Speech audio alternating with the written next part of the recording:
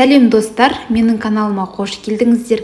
Бүгін сіздердің назарларыңызға өте жеңіл дайындалатын ірімшіктің рецебін ұсынғым келеді. Алдымен сүтті қазанға құйып, астын жағамыз. Менде 1 литр сүтке 1 килограмм ірімшік кетеді. Егер сіздің ірімшігіңіз килограмм жарым болса, онда литр жарым сүт қолданасыз, және солай сәйкесінше кете береді. Сүт қайнағаннан кейін біздің сүзбемізді осы қайнап тұрған сүттің үстіне саламыз. Кейін жақсылап тұрып араластыру қажет. Осылай араластырамыз, арасында қалып қойған түйіршіктерін жайлап езу қажет. Осылай көпіршіктері шығып қайнай бастаған кезде бір араластырып аламыз да 3 минут бойына қайнатуға қоямыз.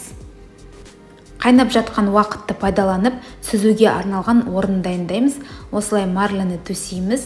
Астына кез келген ыдысты пайдалансаңыз болады, бастысы суы өтсе болды. Менде мысалы мантоварка. Сүзбеміз осылай көпіршіктеніп, қатты қайнағаннан кейін тура 3 минут бойына қайнатамыз да оттан алып сүзіп аламыз. Ал сары суына құймақ пісірсеңіз болады.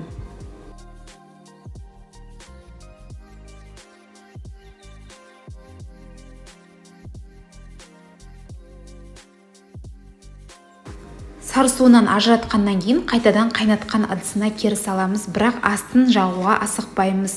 Алдымен керекті ингредиенттерді салуымыз қажет. Ол тұз, ас содасы және 1 жұмыртқаны салып, жақсылап тұрып араластырып шығамыз.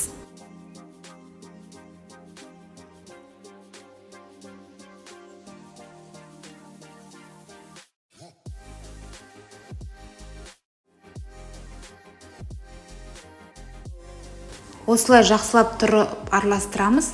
Созылмалы бола бастаған кезде отыннан алып, бір ыдысқа салу керек.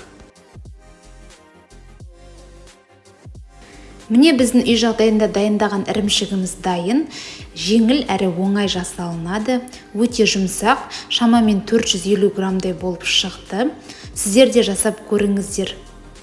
Егер де видеоны соңына дейін көрген болсаңыздар, менің каналыма тіркеліп, лайк басып, пікір қалдыруды ұмытпаңыздар. Сіздермен болған Айдана, келесі көріскенше аман сау болыңыздар. Ас болсын!